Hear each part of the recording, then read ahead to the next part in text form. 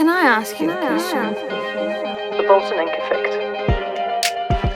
Hello, folks, and welcome to the Bolton Ink Effect podcast, where I'm your host, Louis Bolton. And today we've got a show that is slightly different, hosted by Bridge, who spoke to a gentleman who we'll call AJ, who is a Sikh and also a member of the HKL movement, Humanity, Kindness and Love. You can find out all about that organization at hkl.org.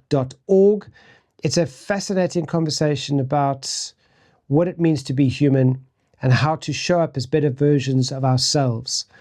Bridge hosted this podcast with AJ as a gateway into finding out a little bit more about the movement, a little bit more about AJ, and also how we are moving into a world where the crack is opening and people are being more receptive to more information about what it means to be human.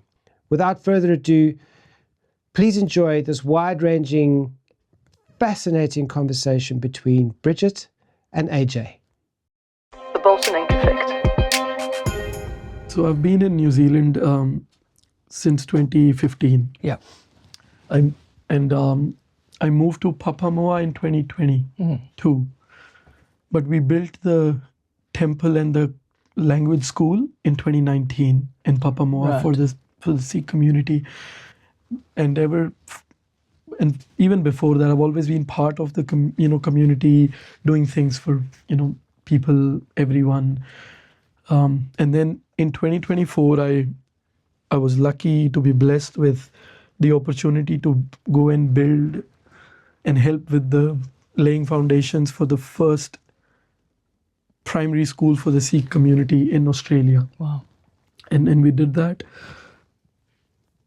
And then along the years, through the teachings, practices, we've adapted, evolved, learned, and come to this point where it's not about communities, it's not about country, it's not about one group of people, it's about the whole humanity as one. It's one family, one world, under the same sky, on the same earth.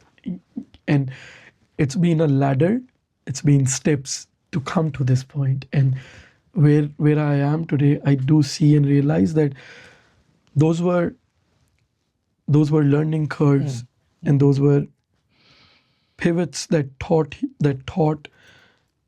certain aspects of who a person is today. But to come to this point where it is all about you and me, it is all about everyone together. It transcends above communities, groups, color, race, background. It's humans, human race, and it's about the whole of humanity as one. And I pray and I believe that the next step is the whole nature is one. Plants, 100%. fire, Yes. sky. Yes. There's no like right now, it's learning to unlearn everything we've learned through the world, so we don't see that division. But seeing the whole humanity as one, and that we're the brothers and sisters of the same supreme divine, you may call it, being, power, nature. And then the step further that I think is looking at the whole of the creation as one. And that's all the animals, all the plants, flora and fauna. Because at the bottom, we're one species, and there's millions of other species like us, but we're all same. Yeah. That's the next step. We're all life forms. Yeah. So when you talk about unlearning, I think that that's a key aspect of this, because I know that I'm a white woman who comes from South Africa. I identify myself with being an animal lover, a wife, a mother. I have these skills as a worker. But I think the further I go on this journey, I realize that those are the things that I've chosen to define me. But below all of that, I'm just this vibration. Exactly. Yeah, I'm just, and sometimes when I go to sleep at night, I try for that to be my last thought. Like, what does it feel like to feel outside of the skin and the bed that I lie in and the room that I'm in? What does it feel like to be part of that, that whole quantum field?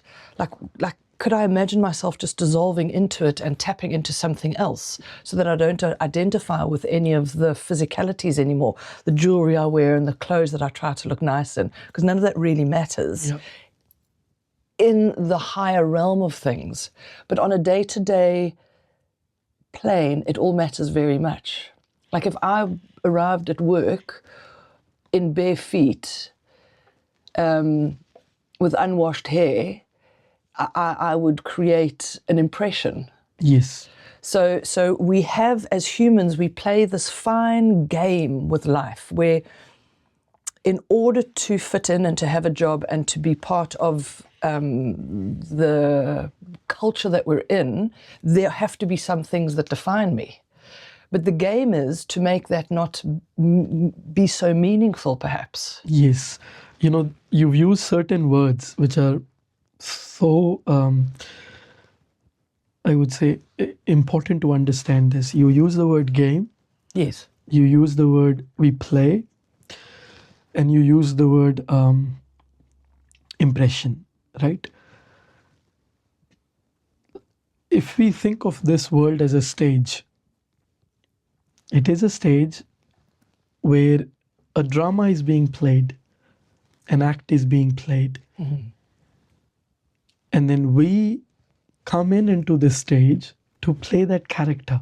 Because we chose to. We chose to from the past lives, or it was given to us due to what we did, what we accumulated. Yes, you can say that. Yeah. But in that act, as Bridget, you've got so many characters you're playing. Yeah. Of character of the wife, character of a mother, character of a podcast person. Yes, exactly. Character of a white woman from Africa, but it's all characters, right? And what do characters have? They have costumes. Characters have dialogues. They have a certain way of acting. You won't act the same way with me as you would with your children. No. You wouldn't act the same way with your children as you would with your husband or at your workplace.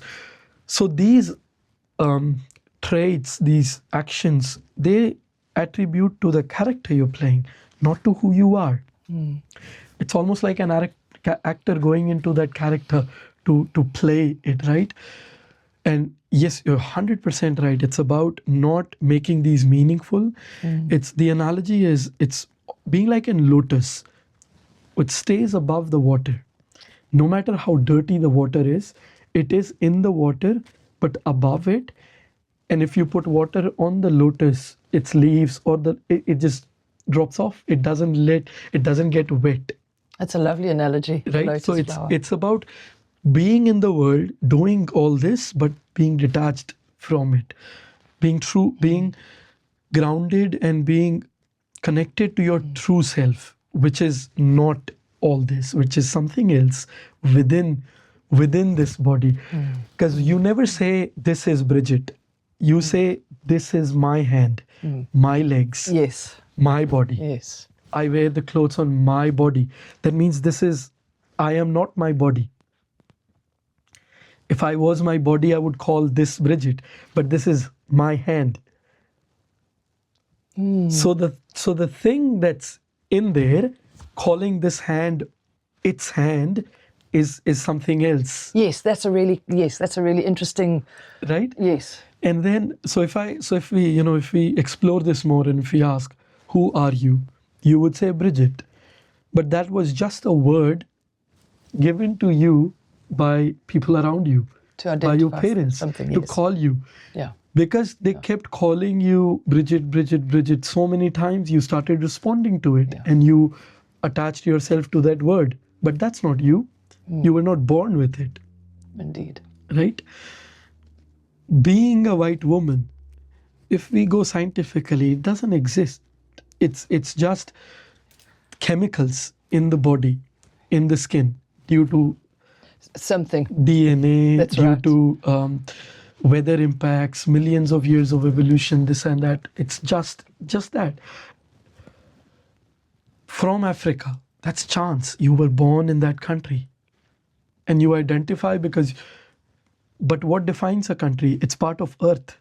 Part of Earth. The name South Africa was also given by a group of people. That's right. It's not natural. It hasn't come through nature. That's right. It's Yes. All of our borders have been created Exactly. by something, by some power, corruption, whatever, Exactly. some It is narrative. part of one Earth. Where does Africa stop being Africa?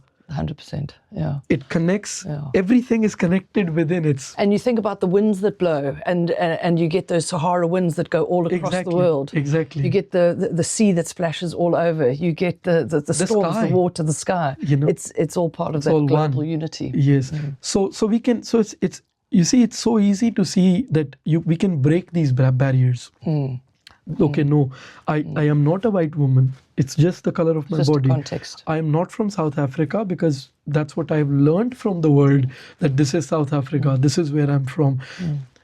We're both sitting in New Zealand right now. I come from India, you came from South Africa. We are in New Zealand right now. But if we go deep within and think about it, is it really different? Yeah. No, we're breathing, we're eating, we're walking, same things. You know, nothing has changed. The things have changed are geographical, and that's natural. Yes. That's because of geography. The food we eat, cleaner sky, cleaner water, that's just geography, right? So now if I ask you, okay, then who you are, you'll say professionally I am this. But that's something you've learned along the journey. That's right. Once again, that's a label to identify. Right? You and me, we've done jobs to feed our stomach. That's all a job is. Even if I'm an operations manager or a CEO or a professor or a teacher, there's certain things that add to it, but at the bottom of it, it is to feed our stomachs, to make a living, to live a life. And then we attach ourselves to it. It is not that. And then it becomes our identity, Right? and then we have to protect it. Exactly. Yeah. And then the next question, who are you? Yeah. Who are you? And that is this journey. It's understanding who I am. Who am I? I think that's such a valid point to launch further into this conversation, because I don't know if it's an age thing, if it's a maturity thing, if it's an exposure to things, but you start to think that your only job on earth is to know who you are. Know yourself. Yes. Like Socrates said. Yes. Do your job on earth, which is to know who you are. And what that means is you're not the narrative that was taught to you by your school, your child, your parents, your community. Yeah. You are this energetic being that can express so much more, share so much more, and be part of so much more. Yes. If we allow all of those things that we identify with to be completely meaningless. Exactly. Yeah. And you know, something you said before about vibrations, this is what's been discussed with in HKL discussions, and that podcast I sent you the other day. Yes. Yesterday, it was talked about vibration, that there's vibrations all around us, there's vibrations inside us. And vibrations vary with emotions, with things. Different things have different vibrations. Love has a very high vibration, as does joy and forgiveness, whereas anger is a thick and it's a very low vibration. And those vibrations also have color. Exactly. Yeah. So, and there is a vibration out there in the universe, the whole of creation, which the divine is vibrating at. Or you could say the power of the nature or natural vibration, creation, creator, you may call it by any name. It is vibrating at a certain vibration. And that same certain vibration is inside us. Mm-hmm. And what we talked about, realizing the self, it's actually, it's finding out that vibration. It's going and connecting and being that vibration. Because the moment you do that, then you are vibrating at the same frequency as the divine outside, and you become one with it. So without trying to hurry this conversation to another level, because there's so much to unpack here, are there practices that we can take to align with that vibration so that we feel it? Because how do I know I felt it? Yes. So practices, and this is nothing, it's all I've learned through these efforts that somebody put me on the path of, right? It's meditation. It is meditation. And there are different meditation practices. There's breathing exercises. There is focusing on certain places inside our being. There is saying certain words. Right, the mantras. Yeah, and I want to explain this more, because this is where that identity and impressions go by, right? Okay. When we hear a word, we associate it with certain religion or certain group or certain place or people, but that is not what it is. The word, all it is, see, when you speak, the throat vibrates. So certain words make the throat vibrate at a certain frequency. So when we speak those words or those, and why we say word, because words make sound.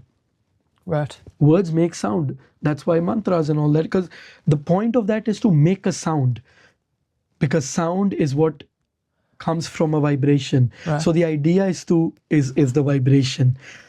So when we create certain sounds, certain words, they align us with that divine creator, with that divine being. So over the years in humanity, different souls have come as messengers of the divine, bringing those words for humanity. Right. Unfortunately, we have interpreted them the wrong way, associated with them with certain groups, certain things, and we've lost the way. Yes, and that alienates other groups. Exactly. So are we talking, for example, like the word Om? Yes. Has a vibration. Has a vibration. And Wahi Guru has a vibration. Yes. Yes, okay. So Wahi Guru, these four words, the way these four sounds, the way they've been put together, when you say, and this is a practice you can do, if you close your eyes and you straighten your back, there is something in our body called the street of the present. The street. You could call it street of the present.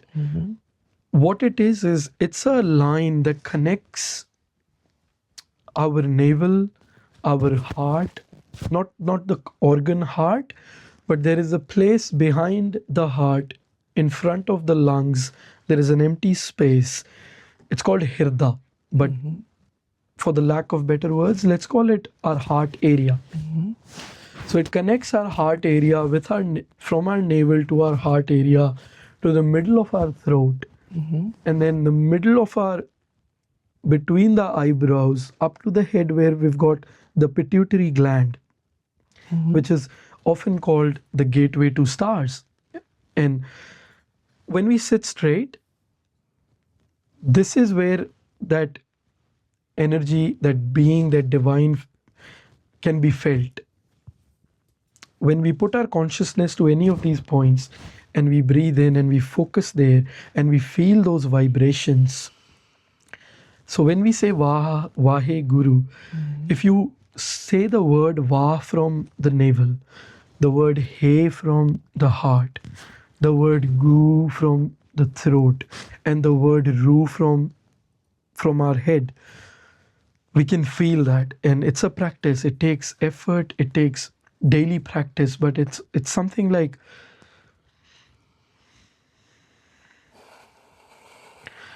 Vahe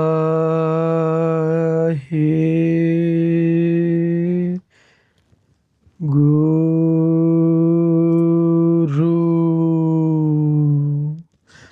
When we say the word Ru, you'll feel that there's a vibration that takes you beyond the skin, what you just said earlier.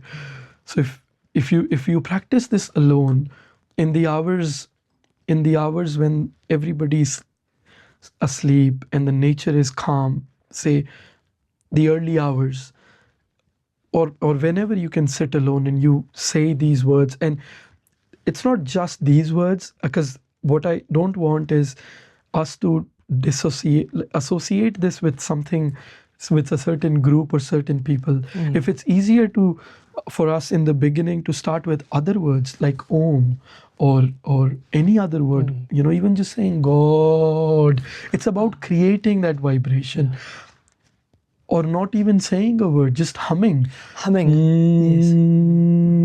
But it's about vibrating the inside, so it aligns with that divine vibration which is outside. And the interesting thing is, humming is yes. So it comes back to vibration, but that's been scientifically proven. Yes. So everything we talk about is not just belief or trying to shove something down somebody's throat to make them a different way. It's actually all medically, scientifically proven that when you vibrate, when you hum, your vibration changes. And you could do that at any time when you're angry. You just, Exactly. You can't stay angry. Yeah. And so can you imagine if all of us had a practice in our car, if somebody cuts us off? Instead of swearing and feeling the anger, it's... That is so beautiful. that is what the last week's HKL practice was. But now maybe this is a good time to introduce HKL. Yes. Because we haven't really talked about that.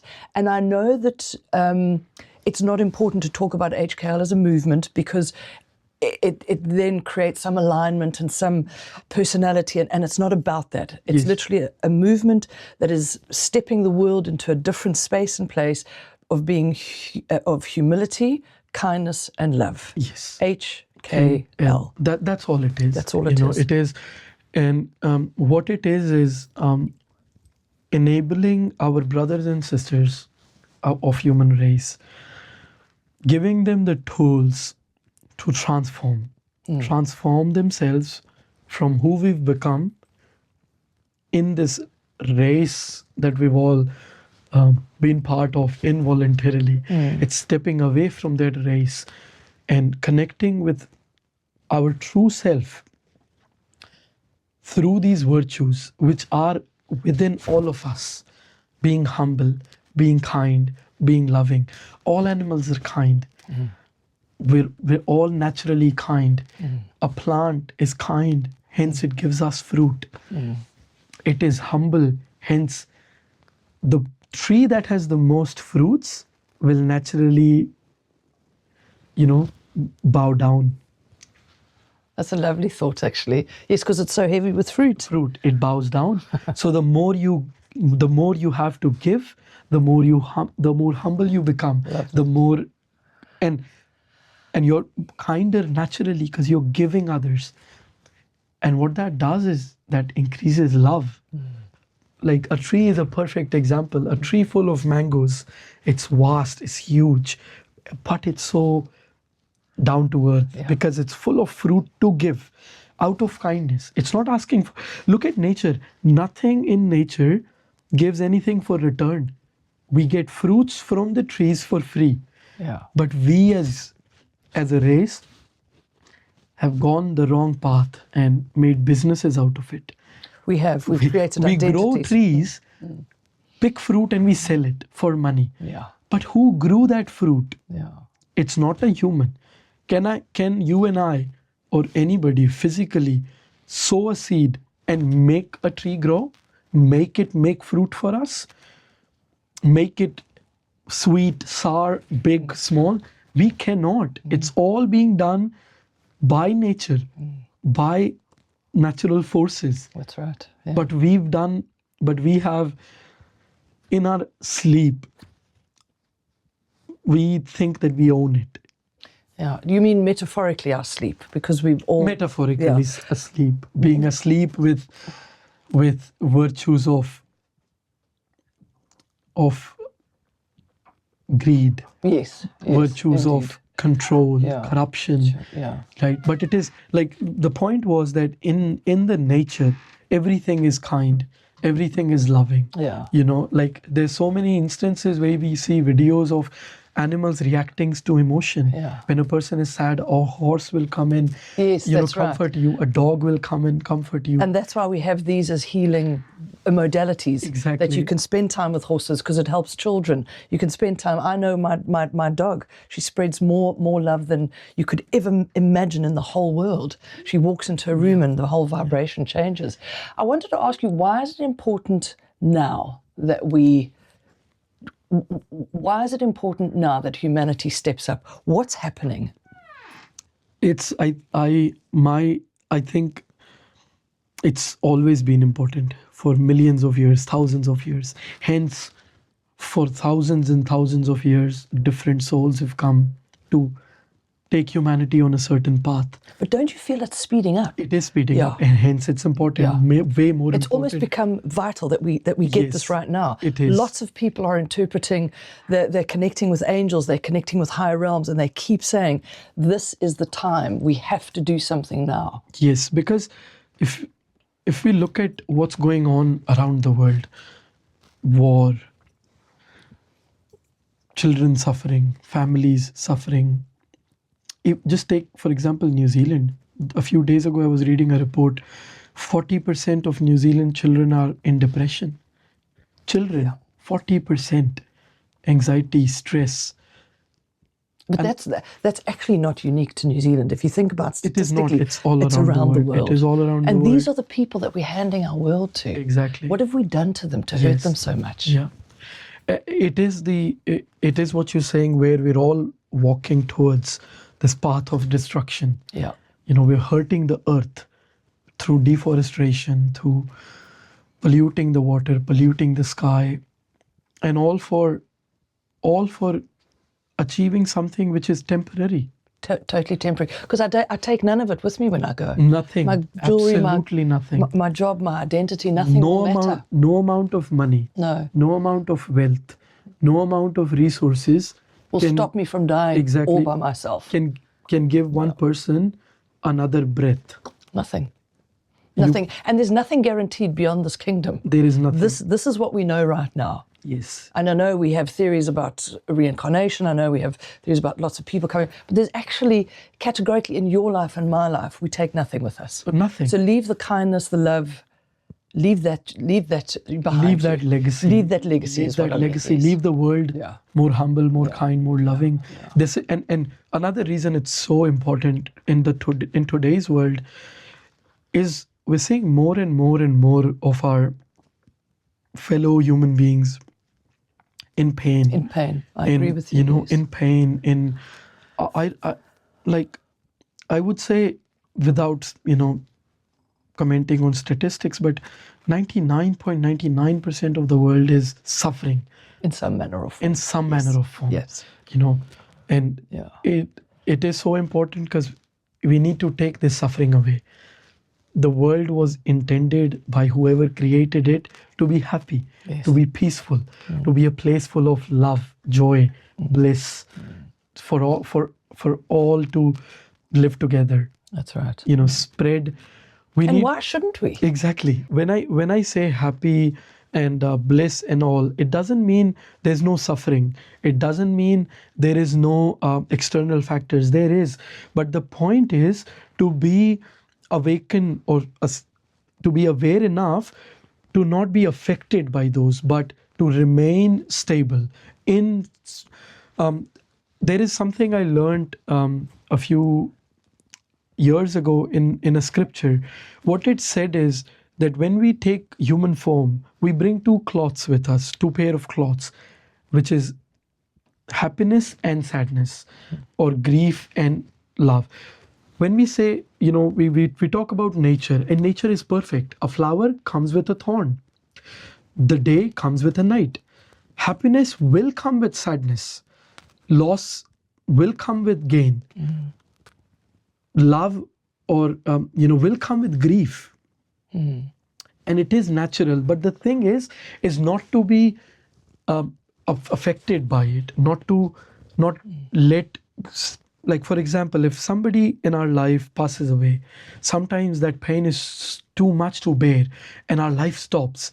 It is not letting life stop due to that and realizing the beauty around us, It is Yeah. taking that grief and growing with it, because that is what causes you to grow. In my own personal life, I, without getting too much into it, I've had a very rough childhood.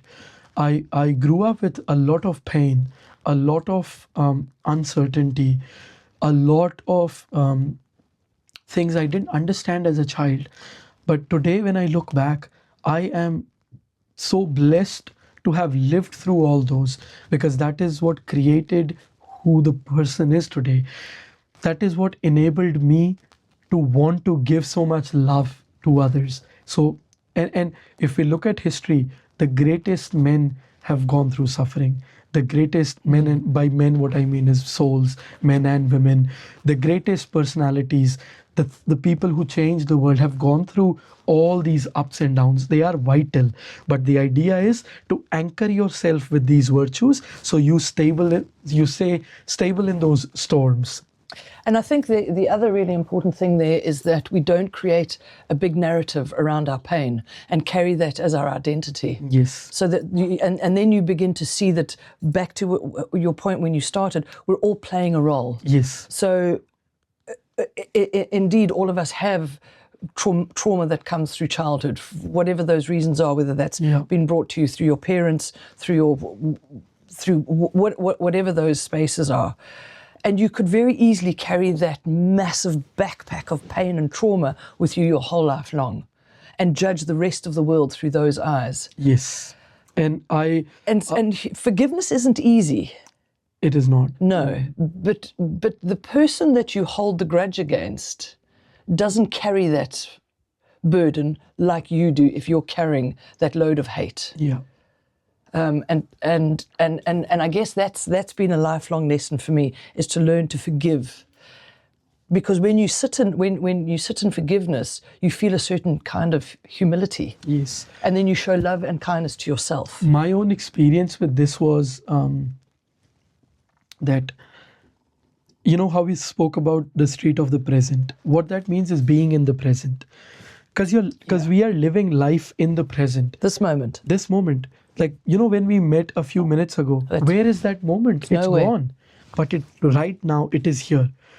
So all our pain is in the past. Yeah. There is no pain in this moment right now. Right now, I feel Absolutely. a lot of joy. Yeah. There is no pain. The pain was in the past, and the past's gone. It's gone.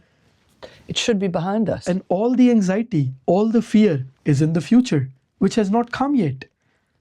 There is no fear sitting with you here in this moment. There is no fear. There is no, and if I live in present, I become fearless. If I live in present, there is no pain. I am pain. All I have is the bliss and the happiness which we spoke earlier. So it's not something. It's not talking about like a perfect world. It's about being in present and experiencing in an imperfect world. In that imperfect world, but being in that present. So pain comes. So what you said about forgiving, what the biggest transformation for me was that it has gone. Why am I still living in the past? And when through meditation I learned to live in the present, I didn't have to forgive anyone. It automatically went away. The pain went away. Because whoever caused me pain, they were learning to live life too. It was, they had their own journey. They did not cause me pain. It was my perception of life that caused me pain. For example, we're sitting, right? If I see you walking on the street and I don't know you, you don't know me, or say we know each other, but I say some mean words to you, my mean words to you in actuality won't do anything to you. I've said them. I've put that out in the universe through my tongue. They've caused a vibration in me. But if you detach yourself from those, if you don't get affected by them, it doesn't matter. It doesn't matter. So, but what happens is when we hear somebody saying something to us and we react to it, that's what causes I think all our problems. That's easy when we're adults, but if you think about, and this is another tangent, and we don't have to go there now. I think that if you look at a child who comes from a family of abuse, when that happens really young, there's a very difficult journey for that child as she grows older. at 2 or 3 or 4 and experiences all those sorts of things. And I think that what we probably should make clear is we're not trying to explain that away. No, we're not. No. No. So we're not trying to make any sense of that, and this conversation is not even going to cover those because neither of us are psychologists, and so it's all we can talk about is our experience. Is our experience and right here, right now. Yes, and I, like for example, I said before, I grew up with a lot of pain, but I know that the only thing that helped me, and that is why I say I'm doing all this, is to give those tools to people that help me, and those tools were meditation. Those tools were being in the present, was being realizing the beauty around me, the blessings I have. It's if there's 10 things going wrong, there's 10 things going right. Potentially, exactly, 100%, because those are the scales of life. Yes. Yeah. So this is a very personal opinion, right? If I could, and I want to, I would want to take everybody's pain if I could, so but pain is important. Pain is important, and you can't, because you stifle somebody else's journey. But what we can do is give them something to work with that pain. That's right. Give them a tool, give them a way, give them a path that they can walk on, where they can make sense out of what's happening, and be grounded and be peaceful and be stable. Because if I look at this world as a storm and a person as a boat, then you need an anchor to make yourself stable in that storm. And that anchor is, as you said, realizing my own self, my being. It's realizing these virtues, connect to this, to the real self that we all have within us. And that can be only done through meditation, through self-reflection, through sitting alone, through doing something for others. It's so many different ways. That's right. That's right. And so if we bring it back to HKL, tell me a little bit more about this. So HKL is now, it's a movement, it's not a religion, it goes beyond color, creed, choice, gender, it goes beyond borders. It is a movement that was started. Over to you. So it was started in 2024 in the name of HKL, you could say. Yes. The movement's been there in different forms, different ways, but HKL in 2024, and it had to do with a lot of young people. By young, I mean, bodily young, but souls around the world that aligned with this idea of wanting to give something back to the human race, or helping our fellow brothers and sisters. It started with identifying where we're going wrong around the world, and trying to correct it through practices, to daily practices of kindness, of humility, of love, It started in India in 2024, and India just because that's where everyone was together, but it's grown to 85 countries currently, with about 23,000 souls around the world, which have committed to this movement. And by commitment, what I mean is they've made a promise to themselves that we'll work on ourselves to change, to transform, to connect with being humble, being kind, being loving, and spreading this in our families, in our homes, in our communities, in turn, the whole world. And what this movement is currently doing, you can go check out the website, and we have to use these words and these things because that's the way the world works right now. And I've learned this, that when we look at all the books look all the same, but only when you pick up a book and read is you see how different it is from others. So similarly, this might look like an organization, that might look like just another movement or thing, but it is not. This has never happened before on the scale it is happening right now. So until and unless we read about it, we experience it, we feel it, we won't know it. So I would encourage all of us to go visit, check, and experience.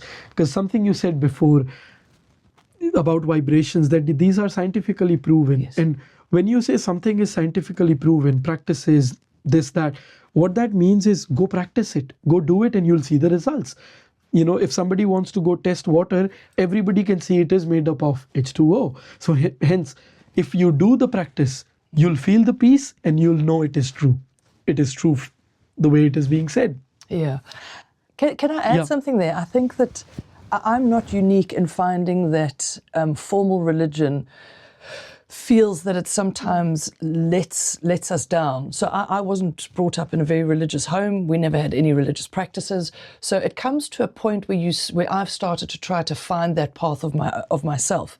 And there's nowhere that I've really felt comfortable. I've been invited to various churches and something doesn't ring true for me. I've done a lot of work over the recent years, especially with the help of AI, trying to understand the Bible, Yes. being talked through Exodus and Genesis and studying how, is the Bible grounded in truth? Is it a fable? Did those miracles actually happen? Is there a scientific explanation?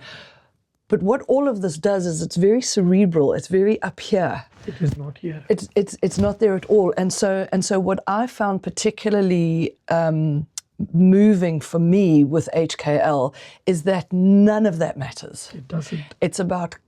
It's about sitting quietly and finding a moment of peace and being part of a community where there's a weekly practice that is given out, and I can choose to do those practices. And it's not doing anything difficult other than, for example, sitting with myself for 5 minutes a day. Exactly.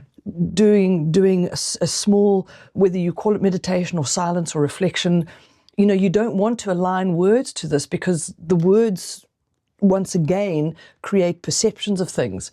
So it's those moments of sitting quietly, what's happening with me right now, reflecting, where did I show kindness? Where could I have shown more love? And then also feeling that love returned. Yes, it is.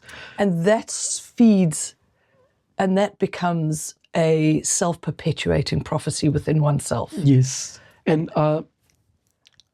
I do a lot of community work, and by community work I mean. But is that a Sikh thing, or is that a you personal thing? It started as a Sikh thing, okay. Right? I grew up in a Sikh household. Yes. My parents were Sikh, but I would like to clear one thing, which has, because I don't know who the audience is. When you go, how you said that you look through AI, you look through internet. Yes. When you go internet, you type Sikhism, it says, oh, it's one of the religions, but it is not. It is not a religion. And I know that by being someone who practices that path, who has practiced that path all his life, 31 years since I was born into it. Sikhism is not a religion, not a religion, not a religion. Okay. It is, all it is a way of life. Mm-hmm. And I know words like this are used elsewhere as well, mm-hmm. to hook people to do this, but mm-hmm. it is true, and you only know this by practicing. Mm-hmm. There are certain things we've learned to do as Sikhs, like for example going to the Sikh temple, you could say, but it didn't start as a temple in Sikhism. It is not. What it is a place for everyone to get together. It is a place for everyone to get together, cook together, eat together. Oh, that's lovely. And feed others. Yeah. In you could say Sikhism. When I say ism, it relates to religion. So I don't like using the word Sikhism. It is not Sikhism. It's just being a Sikh. The word Sikh means student, seeker, learner. If you are learning, you are a Sikh. Somebody asked me this question 4 years ago. And it was, can I be a Sikh and something else at the same time? And the answer, like by something else, might mean a Christian or a Muslim. Yes, you are. If you are a Christian and you are learning, you're naturally a Sikh. You don't have to look certain way to be Sikh. Okay. Now the question is, okay, then why do I look the way I look? Mm-hmm. Right? Mm-hmm. That comes from that impression you said in the beginning, mm-hmm. right? Why is that impression important? Yes. Because if I want to help others around me, I need them to not go away from me. If I came here without clothes, with open hair, you wouldn't want to sit and talk to me. But why wouldn't I? Because of what you've learned through the world.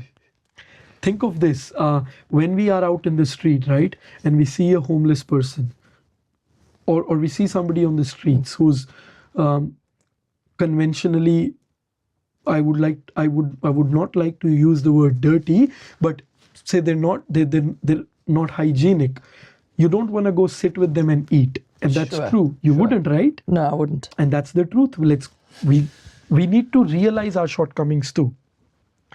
Yes. Hence, that impression is important. So what happens in Sikhism, there's certain things we practice. Yes. What is it is, I keep my hair, I don't cut my hair on my body or my head. Yeah. And there's a reason. The reason for it is, and it's not related to the religion. All it is that you are trying to be the way you were created.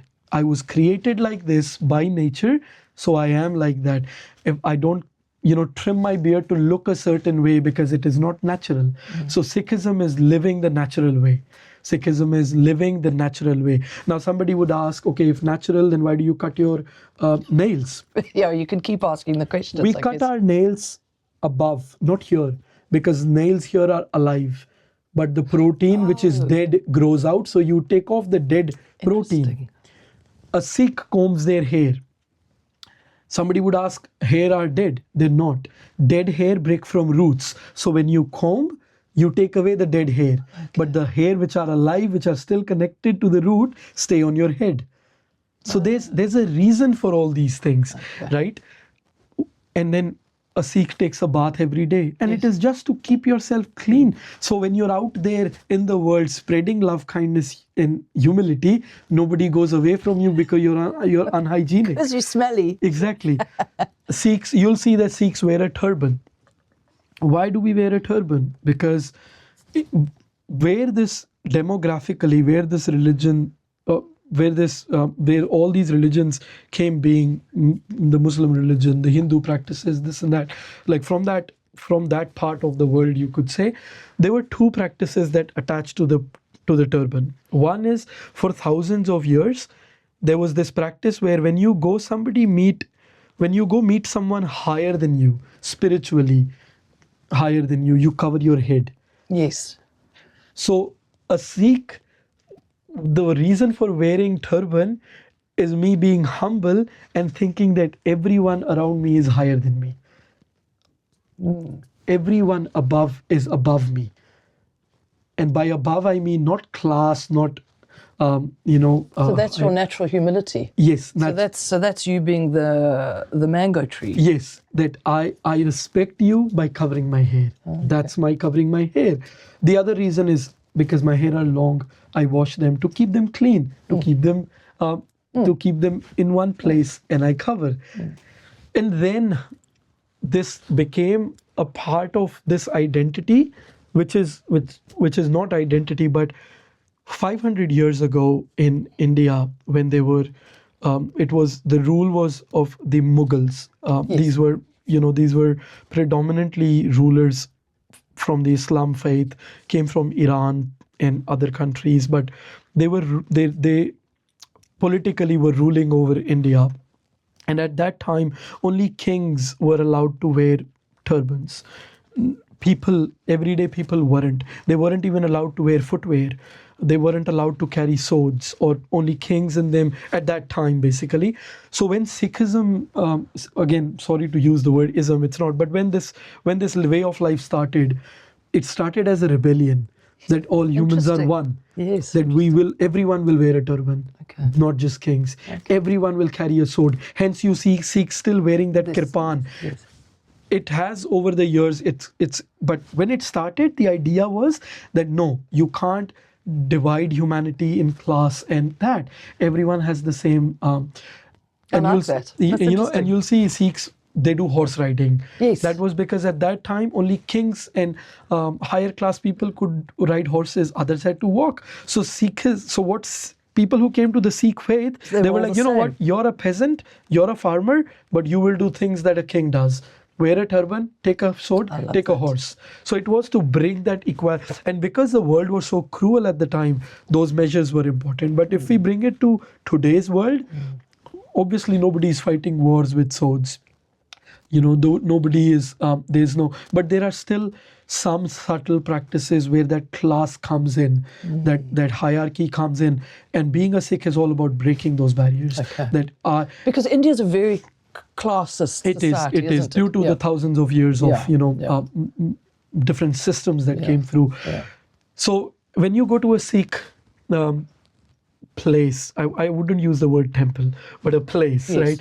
In our language, we call it Gurdwara. Right. The word guru means teacher. Yeah. Dwara means gate. Okay. So the temple is the gate to the teacher. gate to the teacher, because you're a student, you're a Yes, Sikh. yes. You're going to and the teacher is the divine. So you as a human being are a student going to the teacher, the divine, to learn. That is all Sikhism is. And that place is called Gurudwara, the gate to the teacher. Yeah. And what you do in there is, So it's easier to call it a temple rather than Guru Gate. for others' language, Yes, for the for language. my language, Yes, for 100%. language, you know. I'm with you, But yeah. it is Gurudwara. And what it is you'll go there Okay. and you'll see that everyone sits together.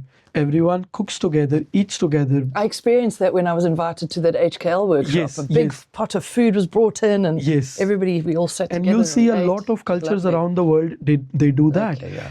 Another thing was, one distinct thing in this faith you see is the equality of men and women. And it started 550 years ago Yeah. when it was not like that. Yeah. Like even to this date, there are certain faiths where women are not allowed to go to the That's right, the same temple as the men. temples. Yeah. And they're not allowed to sit at the same Yeah. place. And Guru Nanak Dev Ji, who is the founder of the Sikh faith, he said a line which is in that language. What it is Sokyo manda akhiye jit jamme rajan. What it means is, how can you call her unclean and unpure? Because that is the terms they were used to he said it to the world. How can you call a woman unclean due to menstrual cycle? Yes, yes. Because these practices happen. Yes. Or unworthy of meeting God. Whereas it is the woman who gives birth to kings and gods and people who you look at as gods. Because kings at that time were looked at as gods. They were. And Guru Nanak Dev Ji was like, it's a woman who gave birth to the king who you look at as a god, so how can you not? So in Sikhism, in Sikh faith, you'll see when we go sit in the temple and where we all meditate, where we all reflect, the hall is divided into two parts.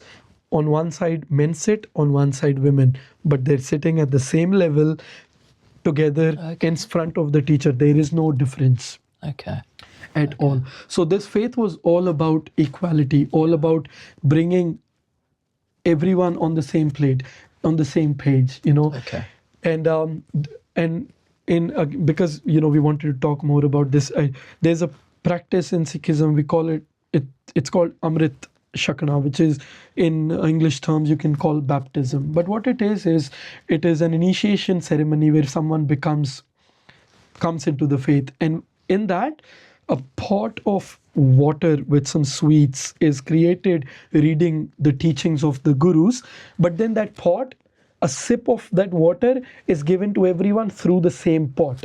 So that takes away the idea of you, because you don't, if you wouldn't want to drink water from someone's glass due to various reasons, but it's even taking that away, that you're all one. You need to drink from the same pot because you're all one.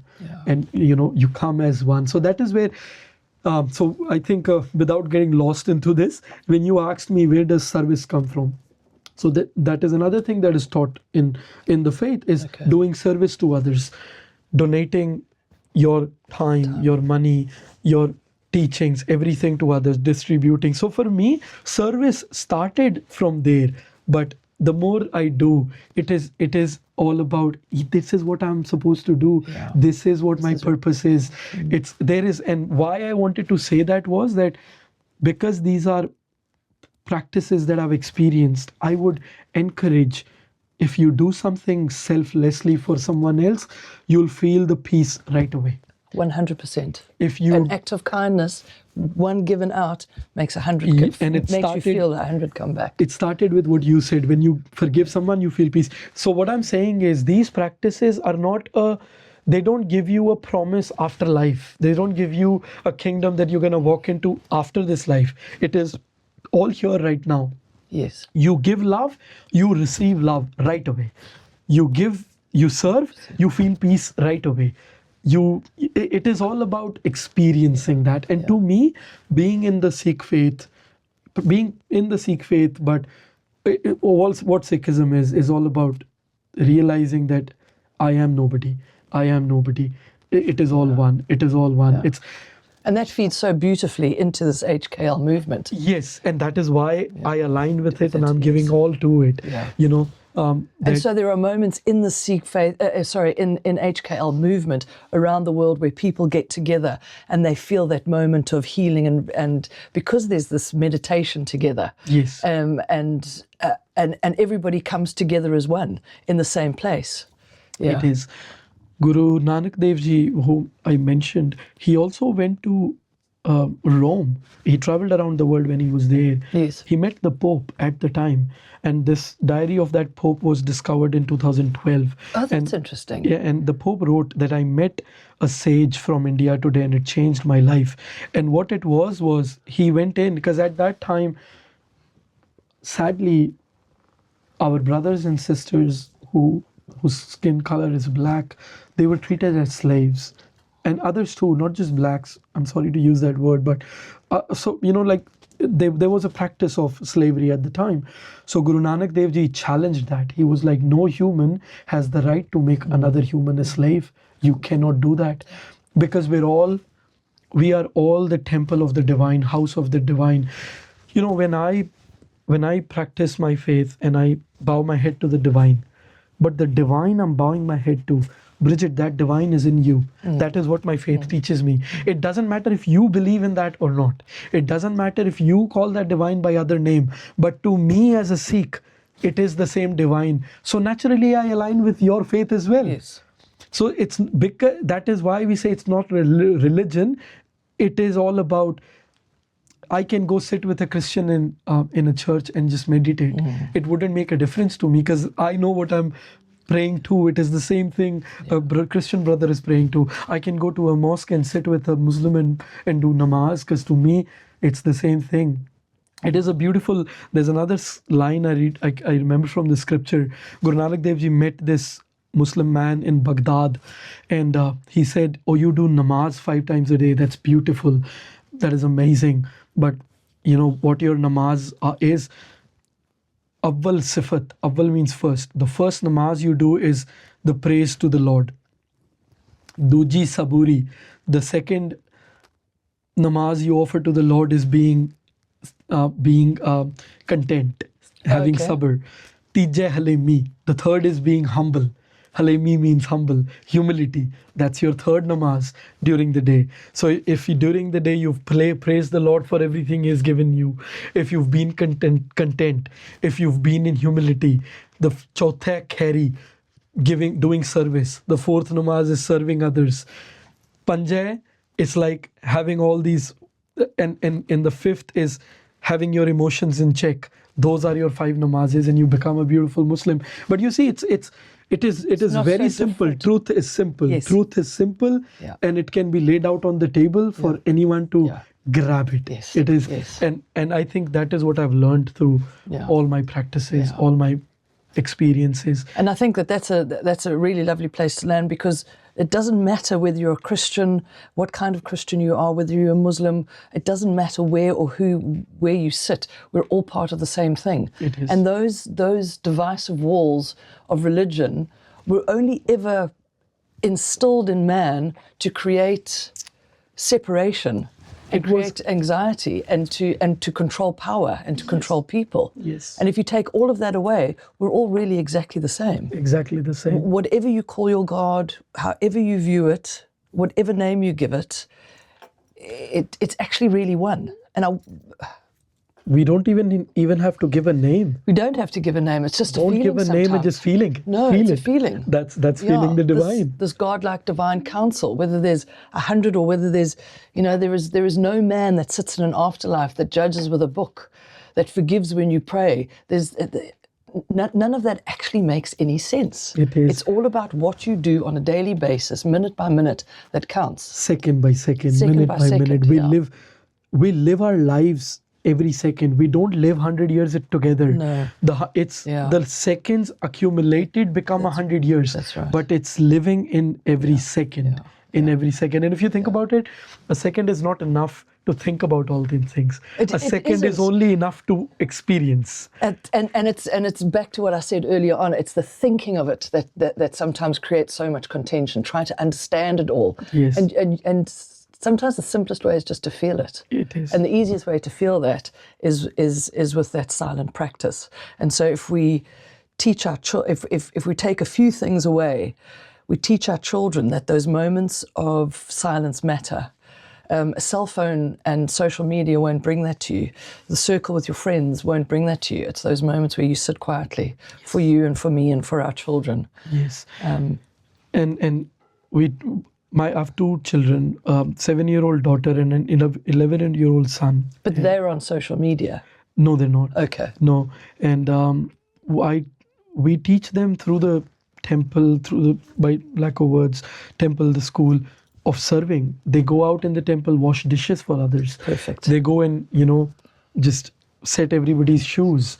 They serve food to others. They sit, meditate. And it's seeing them grow into those beautiful people through these acts and being on the path of humanity is what is all it is about. And it's through this movement and my involvement. And so, when I mentioned about Australia, I was lucky to go there and start a primary school, which is starting next year.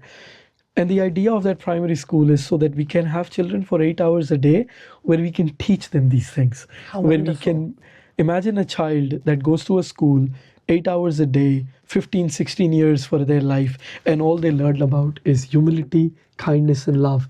All they learn about is being humble, being kind, being loving. All they learn about is that all the humanity is my brother, everyone is my brother and sister, and they start to unlearn the division. And imagine 18 schools around the world with 18,000 kids in there, and then suddenly 15 years from now you've got about 18,000 families in the world that believe in this, that has lived through this, and the world suddenly becomes a beautiful place.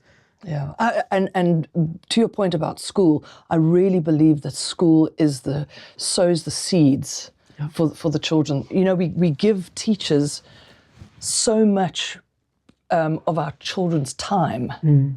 And to not use any of that time just to be present, just to be humble and kind and learn to love everybody. That's why back in the days, kids used to learn in churches, in temples, in gurdwaras, because that teachings were grounded in those teachings of the divine. But it doesn't, from the Industrial Revolution, all of that. Yes.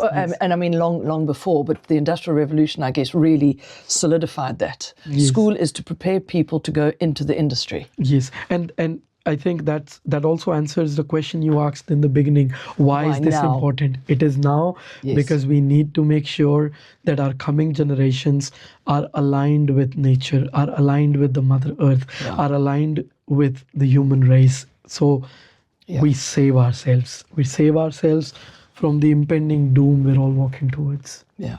Okay, AJ, this has been such a wonderful and enlightening talk, and I really feel the ease at which we've been able to converse. For anybody that's taken the time to listen to us today, where do we leave them? What would your closing messages be?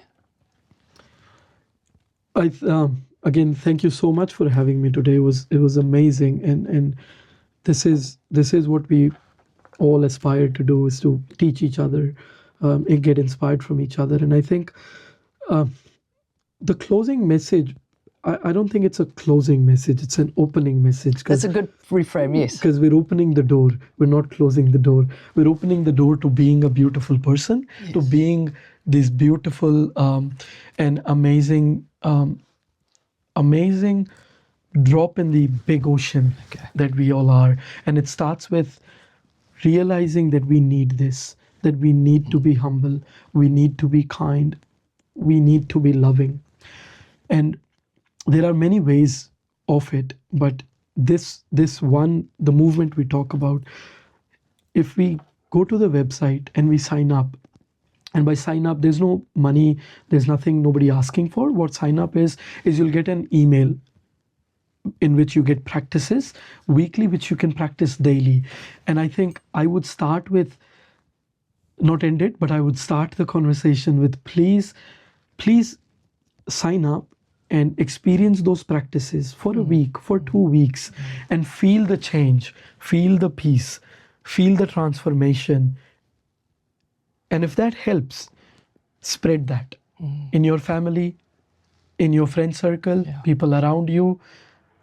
And if there's any questions, if there's any concerns, they can always go to the website, ask there. But there's a huge community that we can get together. And a seeker would find the way. A seeker would find the way. If someone is a real seeker, and if someone is wanting to transform, they will find the way on its own, through the website, through you, through me, through anyone. But yes, because that's important. Nobody can force anybody into a journey. But if we're looking for a place to start, I think this is a very beautiful place to start. it is a beautiful place to start. And tell me a little bit, very briefly, about the conference that's happening in August in Toronto. Thank you for reminding me. I didn't want to forget that. So HKL has been doing conferences around the world. We've done 6 so far, beautiful conferences where thousands of souls have gathered, where we've listened to speakers, where we've had questions and answers, guided meditations, food, music. The one I've been to 4 of them, and I've been part of planning 3 of them. And the one in Australia was amazing. We had Aboriginal singers, Aboriginal speakers come through to speak about their experiences. And the next one is in Toronto, 8th of August. All the details are on the HKL website. And people are invited? Everyone is invited. It's free. You just have to book your ticket, which is online. You can book, you can go there, be part of this amazing event, and see what it is all about. And then it enables you to be a part of this community, a global community, which is thousands of souls wanting to transform. And when you're sitting in that one room, one hall with, like, for example, the conference in Surrey, Abbotsford, 8,000 people. Wow. Imagine 8,000 people sitting and meditating. With the same intention. Humming, with the same intention. The power, the immense ability that there is in that room. It's something to experience. And I would invite you and Louis to please join over there, and anyone else who can, please go there, experience the conference. And all this is on the website too, how you can join with HKL. You can join it through being part of a conference, through being part of the HKL practices, through joining social media, or because we're all on social media. Why not be it for something good, for something good that is helping? And there are so many ways. So let's open that door. Let's open that door, and for us, for others to walk into, where it is the same world, but the eyes that see the world change. It is the same sounds, but the ears that hear those sounds change. It is the same tongue, but the words that come out change. They become more humble, more kind, more loving. It's all about humility, kindness, and love. And I think I would conclude this with, HKL is all about transformation. Transformation is all about action. And action is about doing something, signing up, going there, or doing something, not thinking. Thinking is dreaming, and we can't achieve anything in dreams.